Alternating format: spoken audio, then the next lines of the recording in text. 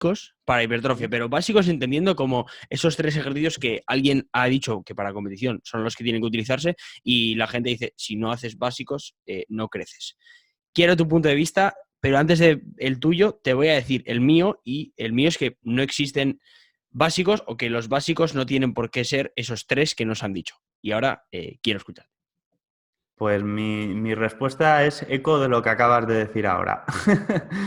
Además es que me parece casi como muy arbitrario, ¿no? Porque si lo piensas realmente, antes del press de banca, el básico era el press militar de pie, incluso era un movimiento olímpico. Lo que pasa es que se eliminó de las Olimpiadas por el hecho de que la gente arqueaba mucho la espalda y se convertía en una especie de press inclinado de pie. Bueno, lo quitaron, pero como tú, me parece algo muy arbitrario. Además, quizás la sentadilla es de los 3 movimientos el que menos, pero el peso muerto, por ejemplo, a mí, yo personalmente soy puro defensor de él, pero no creo que sea un ejercicio obligatorio, ni muchísimo menos. Además, si lo piensas, el rango de recorrido es muy arbitrario. Lo marca el diámetro del disco olímpico. Y dices, coño, va a tener el mismo rango de recorrido una persona a lo mejor que mide 2 metros con un fémur del tamaño de una jirafa, o una persona que mide 1,5 metros, ¿sabes? Y además luego tenemos el press de banca, que es un ejercicio que de los 3 quizás es el que más, bueno, de casi todos los ejercicios que se hacen en el gimnasio, el que más lesiones ha provocado a lo largo del tiempo. Entonces yo creo que es importante sí que tener unos básicos, pero esos básicos que cada persona se haga los suyos. Ahí está. Con que tengas una bisagra de cadera, un press horizontal, que no tiene por qué ser puramente plano, puede ser ligeramente inclinado, o pueden ser incluso unos fondos, algún press vertical, algún tirón vertical, que pueden ser unas dominadas, pueden ser unos jalones, distintos tipos de agarre, no sé. Sí que creo que es importante tener esos ejercicios como una especie de marcador para saber cómo está siendo tu progreso a lo largo del tiempo.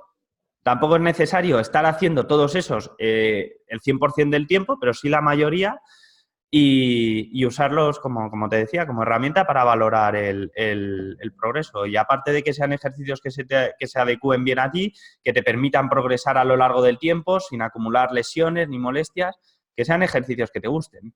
Porque al final eso es muy, muy importante también. Porque aunque un ejercicio se adapte muy bien a ti, si no te gusta nada hacerlo, si no te motiva ir al gimnasio y reventar marcas haciendo ese ejercicio, pues no te vas a esforzar lo suficiente como para que te dé resultados. Ahí, en eso que acabas de decir, de hecho, veo la clave. Porque la gente a veces se olvida eso y en el momento que tú al gimnasio vas simplemente a cumplir un papel y no estás yendo realmente con esa motivación que te está generando la adherencia a largo plazo, es cuando realmente estás más cerca del fracaso que del éxito, por así decirlo. Entonces, ¿qué es lo que pasa con los básicos? Yo creo, los básicos entendidos por esos 3 movimientos que son básicos en powerlifting.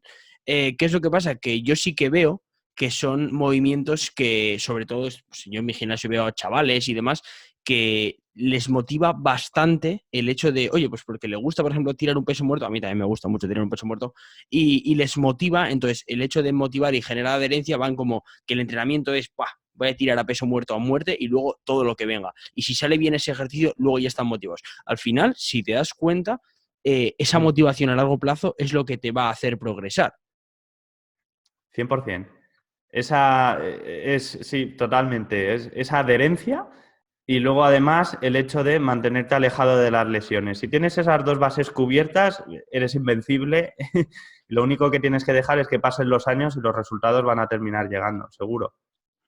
Sí que sobre este tema, bueno, hago un pequeño inciso y ya pasamos a las preguntas si quieres. Sobre el tema de los básicos, yo recuerdo hace unos 10 años una cosa así, que es cuando pegó en España fuerte el powerlifting. Todo el mundo, aunque fuera al gimnasio a entrenar con fines estéticos, todo el mundo hacía press de banca, todo el mundo hacía peso muerto, todo el mundo hacía sentadilla, todo el mundo seguía progresiones propias del powerlifting en estos movimientos y tal. Y realmente a mí me pilló aquella moda, por así decirlo, y progresé muchísimo, progresé una barbaridad, pero por el simple hecho de que estaba súper, súper motivado. ¿sabes? Además, estaba metido en foros y demás, la gente compartía sus marcas, tú compartías las tuyas, ¿sabes? Había ahí como una especie de rivalidad sana y eso mantenía alto el nivel de esfuerzo, mantenía alta la motivación y aunque a día de hoy sepamos que ni esos ejercicios son necesarios y probablemente los rangos de repeticiones en los que en los que se trabaja normalmente sean los más adecuados para la hipertrofia, al menos a medio y largo plazo, pero había resultados y es justo por eso, por el tema de la adherencia. Sí, sí, o sea, estoy 100% de acuerdo. De hecho, el hecho de que la gente cuando estaba en los foros progresara a pasos agigantados y toda la gente se pusiera fuerte, por así decirlo, los que estaban, a los que no estaban predispuestos a ello, ¿no? La gente que no ponía la intensidad necesaria, no. Pero sí que es verdad que ese progreso constante era por eso, era porque yo me acuerdo que los foros eran como una lucha constante de, "Buah, esta semana he tirado esto, yo esto, buah". Entonces había una retroalimentación, una motivación constante. Lo que sí que Totalmente. pasa es que eso en el largo plazo llega un momento en el que el cuerpo se está adaptando y no progresa, entonces le tienes que dar otros estímulos, por así decirlo, ¿no? Pero como base lo veo esencial. De hecho, el otro día me comentaba una persona en Instagram que a ver cómo veía yo el empleo de las repeticiones en reserva para una persona novata y le dije que era ridículo porque yo creo que cuando tú entrenas, lo primero, asentar una buena técnica, pero una buena técnica, y una vez que tengas esa buena técnica, ir incrementando el peso sin que se vea perjudicada. Y una vez que ya tengas todo eso dominado, empieza a entrenar y de verdad ve poco a poco experimentando y experimenta lo que es el fallo real. Y una vez que ya sepas lo que es el fallo real y sepas lo que es no poder hacer una repetición más, partiendo de ahí, si quieres, empieza a cuantificar la intensidad. Exacto. Y sobre esto, yo personalmente, si nos está escuchando gente principiante, mi recomendación a día de hoy es que empiecen trabajando con un entrenador personal presencial, que les enseñe de primera mano cómo hacer bien la técnica de los ejercicios, cómo se tiene que respirar, cómo se tienen que ejecutar correctamente los distintos patrones de movimiento del cuerpo, porque es esencial. Puedes verte un montón de vídeos de YouTube y todo lo que quieras, pero la capacidad que puede tener un entrenador experimentado para enseñarte esos movimientos, bueno, eso es lo que he comentado, eso yo creo que te va a aportar muchísimo, muchísimo y vas a tener hecho un trabajo importantísimo, porque ya a partir de entonces, como bien has dicho, puedes empezar ya a jugar con otras variables, primero con la intensidad, luego también con el tema del volumen, etcétera, etcétera, etcétera. Pero lo primero es asentar esa buena base, porque hay mucha gente que intenta empezar la casa por el tejado, ¿no? Como comentaba antes, con lo del tema de la técnica. Y, y eso es es muy problemático porque, claro, has interiorizado unos patrones de movimiento incorrecto, una técnica incorrecta, y deshacerte de esos malos hábitos y adoptar unos nuevos es más difícil que adoptarlos desde el primer momento. Entonces yo creo que ahí la figura de un entrenador presencial que te enseñe de primera mano es importantísimo. Te lo digo porque yo lo tuve y no puedo estar más, pero más agradecido. Pues yo, por ejemplo, no lo he tenido porque, bueno, el entrenador que había, Sí. por ejemplo, lo que ofrecía en mi gimnasio, pues era Bueno, nefasto que y puede ser un compañero de tu gimnasio, ¿sabes? Un amigo, un colega que sepa lo que hace y te ahí enseñe. voy, ahí Oh, voy. Y no. la suerte que tuve Claro, fue no. empezar con otra persona y que esa persona realmente me pudiera decir, oye, mira, esto creo que lo haces bien, esto lo haces mal, Sí, y eso está muy bien y te retroalimenta perfectamente, porque sí que sí. veo a gente que lleva en el gimnasio 6 7 8 años. ¿Y qué pasa? Que como no has adquirido esos patrones motores al principio, Ujú. simplemente problemas de psicomotricidad o cualquier cosa Exacto. del estilo, realmente no estás reclutando la musculatura como quieres y por ende, tanto el manejo del volumen como de la intensidad no están teniendo todo el sentido que debería. Claro. Entonces ahí está la cosa. Bueno, joder, esta era como la presentación.